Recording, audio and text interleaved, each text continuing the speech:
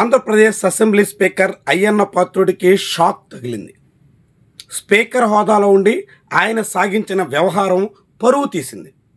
ఆయన సొంత నియోజకవర్గం నర్సీపట్నంలో భారీ ఆక్రమణల ప్రయత్నం బెడిసి కొట్టింది. దీంతో వ్యవహారం ముదురుతున్నట్టుగా చెప్పాల్సి ఉంటుంది. వైఎస్ఆర్సీపీకి చెందిన మాజీ ఎమ్మెల్యే పెట్ల ఉమాశంకర్ గణేష్ వేసిన పిల్లు మీద ఏపీ హైకోర్టు సానుకూలంగా స్పందించింది. అయ్యన్న పాత్రుడి వ్యవహారాలకి అడ్డుకట్ట వేసింది.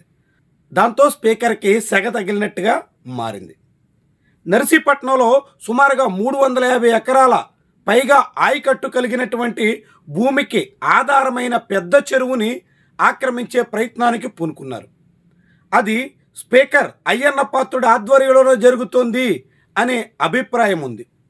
సృష్టి కేంద్రం పేరుతో భారీగా చెరువు ఆక్రమించేసి ఆయకట్టు రైతులందరికీ అన్యాయం చేసేసే దిశలో అడుగులు వేస్తుండడం చాలా పెద్ద స్థాయిలో కలకలం రేపింది. దీని మీద స్థానికంగా మాజీ ఎమ్మెల్యే స్పందించారు. పలువురు అధికారులకి ఫిర్యాదు చేశారు. ఎంతమందికి ఫిర్యాదు చేసినా అయ్యన్న పాత్రుడి అధికారం హవా మూలంగా ఎవ్వరూ స్పందించిన దాఖలాలు లేవు. ఎటువంటి చర్యలకు పూనుకున్న ఆనవాళ్లు లేవు.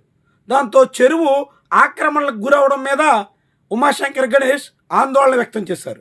చెరువు ఆక్రమణలకు గురైతే ఆయకట్టు కింద ఉన్నటువంటి రైతులందరి పొట్టా కొట్టేసినట్టు అవుతుంది అంటూ తీవ్రమైనటువంటి అభ్యంతరం వ్యక్తం చేస్తూ ఆయన ఏపీ హైకోర్టుని ఆశ్రయించారు. ఏపీ హైకోర్టులో పబ్లిక్ ఇంట్రెస్ట్ లిటిగేషన్ని దాఖలు చేశారు. దానికి సానుకూలంగా ఏపీ హైకోర్టు స్పందించింది. పెట్ల ఉమాశంకర్ గణేష్ వేసిన పిల్లు మీద అనుకూలంగా నిర్ణయం తీసుకుంటూ తాత్కాలికంగా స్టే విధించింది. రైతులకి, పర్యావరణానికి, మొత్తంగా చెరువులను ఆక్రమించే ప్రయత్నానికి బ్రేకులు వేయాలి అంటూ ఉమాశంకర్ గణేష్ కోరినటువంటి పిటిషన్ మీద సానుకూలంగా స్పందిస్తూ నిర్మాణ ప్రయత్నాలన్నీ నిలిపివేయాలని ఏపీ హైకోర్టు ఆదేశాలు ఇచ్చింది. ఇది స్పీకర్ అయ్యన్న పాత్రుడికి మింగుడు పడనటువంటి వ్యవహారం. అయ్యన్న పాత్రుడు తాను ఏదనుకుంటే అదంతా జరిగిపోవాలి అనే దిశలో అడుగులేస్తున్నారు.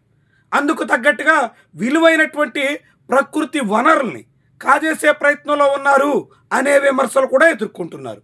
అయినప్పటికీ వెనక్కి తగ్గకుండా యథేచ్ఛగా సృష్టి కేంద్రం పేరుతో నిర్మాణాలకు పూనుకుంటున్న వైనం తీవ్రమైనటువంటి కలకలం రేపింది. నర్సీపట్నం వాసులు, ఆ సమీపంలో ఉన్నటువంటి రైతులు అందరి నుంచి కూడా వ్యతిరేకత వచ్చింది. వ్యతిరేకతను కూడా పెడచెవిని పెట్టి ముందుకు సాగాలని స్పీకర్ చేసినటువంటి ప్రయత్నాలన్నిటికీ ఇప్పుడు అడ్డుకట్టపడ్డట్టుగా చెప్పాల్సి ఉంటుంది. ఏపీ హైకోర్టు ఆదేశాలతో ఇప్పుడు అక్కడ నిర్మాణ కార్యకలాపాలు నిలిపివేయక తప్పని పరిస్థితి వస్తుంది.